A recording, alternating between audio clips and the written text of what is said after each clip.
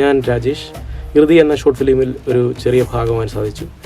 ഒരു ചെറിയ നെഗറ്റീവ് റോളാണ് അതിൽ ചെയ്തിരിക്കുന്നത്. അത് കഥയുടെ ആവശ്യാനുസരണമുള്ളൊരു ചെറിയ നെഗറ്റീവ് ക്യാരക്ടറാണ് ചെയ്തിരിക്കുന്നത്. ഇതാദ്യമായിട്ട് ഈ കഥ കേൾക്കുമ്പോൾ അതിനെക്കുറിച്ച് വലിയ ഐഡിയ ഇല്ലായിരുന്നു. പക്ഷേ അത് ഒരു ഷോർട്ട് ഫിലിം ഉള്ള തരത്തിലേക്ക് വന്നപ്പം ഇതിൻ്റെ നമ്മളുടെ ആക്ടിങ്ങും കാര്യങ്ങളും എല്ലാം കഴിഞ്ഞ് കഴിഞ്ഞപ്പോൾ കുറച്ചുകൂടെ മെച്ചമാക്കാം, എങ്ങനെ കുറച്ചുകൂടെ മെച്ചമാക്കാം എന്നാണ് ചിന്തിച്ചത്. ആദ്യം ചെറിയൊരു കുട്ടിക്കളി രീതിയിലായിരുന്നു നമ്മളിതിനെ കണ്ടത്. എല്ലാ ഷോർട്ട് ഫിലിമിനെയും പോലെ തന്നെ ഒരു ചെറിയ പരിപാടി എന്നുള്ള രീതിയിലായിരുന്നു കണ്ടത്. പക്ഷേ ഇത് ഫൈനലൈസ് ചെയ്ത് അതിൻ്റെ ഔട്ട്പുട്ട് വന്നപ്പോഴാണ് നമുക്ക് അതിൻ്റെ ഒരു കാര്യഗൗരവം മനസ്സിലായത്. പണ്ട് സമൂഹത്തിൽ നീതി നിഷേധിക്കുന്നവരും ഒന്നുമില്ലാത്തവരും വിളിച്ചുകൊണ്ടിരുന്ന ദൈവങ്ങളാണ്. ഇത് ഇന്നത്തെ സാമൂഹിക പശ്ചാത്തലത്തിൽ എടുത്തേക്കുന്നൊരു ചെറിയ ഡോക്യുമെൻ്ററി ഫിലിമാണ്.